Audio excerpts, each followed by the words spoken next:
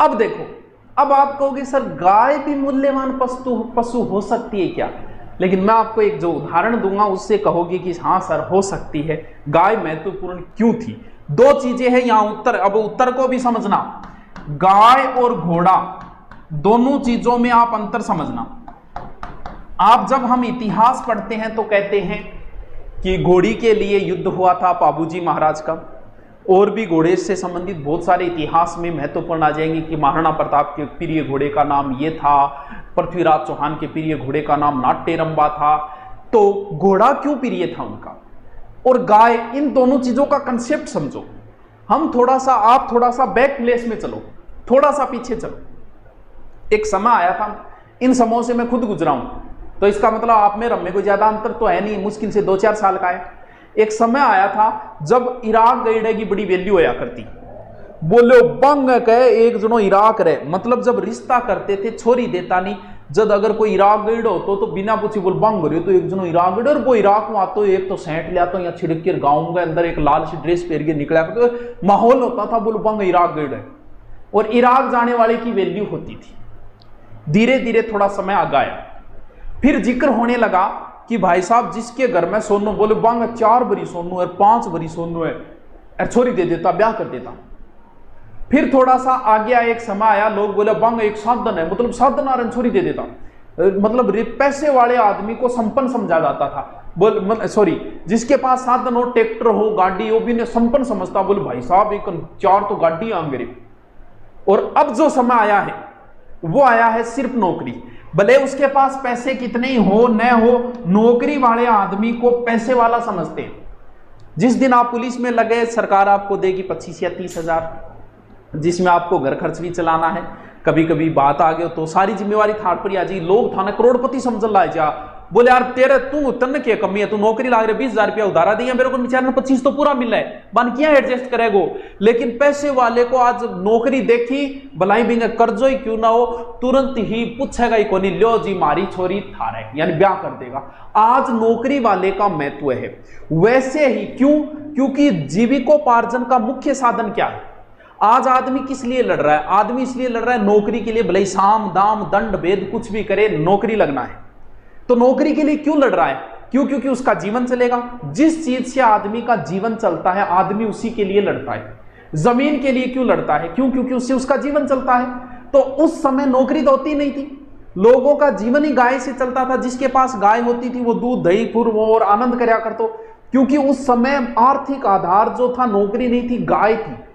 इसलिए जिस आदमी के पास ज्यादा गाय होती थी उसे पैसे वाला समझा जाता था। आज जगह घर में 5 जना नौकरी लागेड़ा है, बिन तो भाई साहब पूछो ही ना, इज्जत ही इज्जत है। क्यों? क्योंकि पैसे वाले उस समय जिसके पास, क्यों? क्योंकि आर्थिक आधार जो था, जीवन जीने का आधार गाय ही थी, इसलिए गाय को पवित्र मान लिया। गाय, अब आप कहोगे घोड़ा, घोड़ा इनका प्रिय था।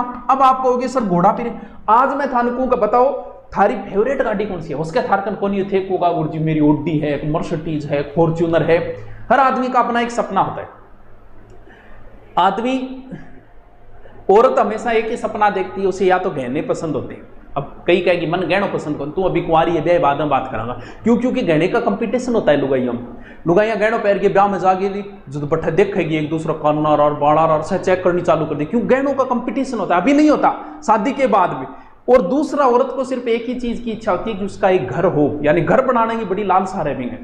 आदमी का जैसे आप नौकरी लगा, आदमी को साधनों में ज्यादा मोह होता है, उसका घर वगैरह बनाने में ज्यादा रुचि कौन ले? मैं देख लियो और तक तारानगर में कौन बनाए तो घर बनाने की इतनी रुचि, साधना में ज्यादा रुचि रहे आदमी के अंदर। तो साधना में क्या थारी इच्छा होगी कि जिये थे नौकरी लागो, एक बढ़िया सी गाड़ी ले आओ। तो मन मेरे थे दिमाग में सोच रहा कि कौन सी गाड़ी।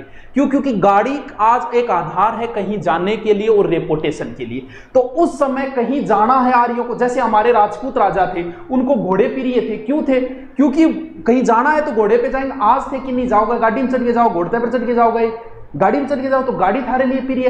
तो बी टेम चाहे राजा महाराजाओं चाहे आर्य हो, आर्य कल्चर ही तो थी राजा महाराजाओं की, राजपूतों की। तो घोड़ा उनका प्रिय क्यों था? क्योंकि यही तो था, कहीं जाना है तो यही है। तो घोड़ा उनका प्रिय था। और गाय पवित्र थी, जीविकोपार्जन का आधार गाय थी। बात की पल्ले पड़ी है। यानी इस तरीके से अगर कंसेप्ट समझ लोगे वैदिक सभ्यता का, तो भाई साहब वैदिक सभ्यता से इजी कुछ भी नहीं है। अगर तुम कंसेप्ट नहीं समझ सकते तो वैदिक सभ्यता को सिर्फ रटते रहना, कभी आज गाय को क्यों नहीं मानते हम? क्यों? क्योंकि हमारे जीविकोपार्जन का आधार नहीं रही। आज नौकरी होगी, नौकरी के पीछे भागने लग गए। तो हर समय के हर 10 या 15 साल बाद आप सोच रहे हैं नौकरी के लिए लोग ऐसे ही भागे। अमेरिका में नहीं भाग रहे। क्यों? क्योंकि ये एक टाइम आता है 10 या 15 साल का, फिर किसी और चीज का महत्व हो जाएगा। जैसे अमेरिका में वर्तमान में पर्सनली जॉब का, व्यापार का ज्यादा महत्व है, तो हमारे भी आने वाले समय में लोग व्यापार का महत्व बढ़ जाएगा और नौकरी का कम हो जाएगा। ये टाइम आता है 15-20 साल का। तो बताइए कितना इजी क्वेश्चन है। अब भूलो क्या कि उनका प्रिय क्या था? घोड़ा। पवित्र क्या थी? गाय। शाबाश। चल, ऋग्वेद में अघन्या का प्रयोग, अघन्या का अर्थ होता है जिसे मारा न जा सके, यानी किसी भी परिस्थिति में आप उसे मार नहीं सकते। थन बेरो के टाबरो बूढ़िया के कया करता, बूढ़िया कहता कि टाबरो बूढ़िया की जमीन कौन बेचनी, यानी हर आदमी के दिमाग में एक चीज सेट कर दी कि कभी भी हमें पैतृक जमीन नहीं बेचनी है।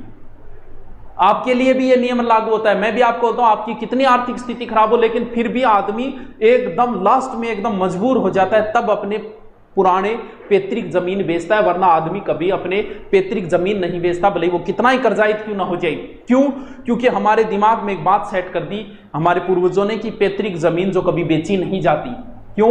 क्योंकि वो हमारे जीविकोपार्जन का आधार होती है। तो उसी तरीके से और आर्यों ने एक बात बना दी कि इस चीज को आप किसी भी परिस्थिति में मार नहीं सकते। क्यों? क्योंकि वो भी तो जीविकोपार्जन का आधार है। तो गाय जो है वो जीविकोपार्जन का बक्कल डांड टपका दो बनाई, हाथी का तो जिक्र ही नहीं है। घोड़ा उनका प्रिय था तो वैसे ही नहीं मारते थे। उस समय का जीविकोपार्जन का आधार गाय थी, तो गाय को आप नहीं मार सकते। हमारा जीविकोपार्जन का आधार क्या है? तुम्हारा नौकरी है, तुम नौकरी नहीं छोड़ सकते। बूढ़िया कहेगा अच्छा नौकरी छोड़े, क्यों? नौकरी कौन छोड़ देगा? भलाई थे नौकरी कितना ही दुखी हो जाए, नौकरी थाने घर का कदी कौन छोड़ देगा? क्यों? क्योंकि आपके जीविकोपार्जन का आधार नौकरी है। पहले हमारे जीविकोपार्जन का आधार हमारी पैतृक जमीन थी, तो उसी प्रकार उस समय जीविकोपार्जन का आधार गाय थी। तो क्या आप गाय को मारोगे क्या? वैसे अगर बात करें तो क्षत्रिय के लिए वैसे 3 चीजें अवैध मानी गई है। एक गाय है, एक दूत है, एक ब्राह्मण है। तो भी उसी प्रकार गाय को किसी भी परिस्थिति में नहीं मारा जा सकता। तो गाय के लिए किस शब्द का प्रयोग है? अघन्या। घन्या का अर्थ होता है न मारा जा सके। चलो नेक्स्ट क्वेश्चन की ओर। मजा आ रही है? समझ में आ रही है? नैनो का चलाओ ना नैनो से बात। हाँ, हर साल के बढ़ते कंपटीशन और एग्जाम्स में हम सबको चाहिए हर समय online classes, test series, notes, e books, वो भी फिंगर टिप्स पर। यहीं मैं सुभाष चरण लेकर आया हूँ राजस्थान के हर बच्चे के लिए धुरीना ऐप, जहाँ वो सीख पाएंगे हर सब्जेक्ट, हर टॉपिक बहुत ही आसान शब्दों में। तो अभी डाउनलोड करें आपके राजस्थान की अपनी ऐप धुरीना ऐप।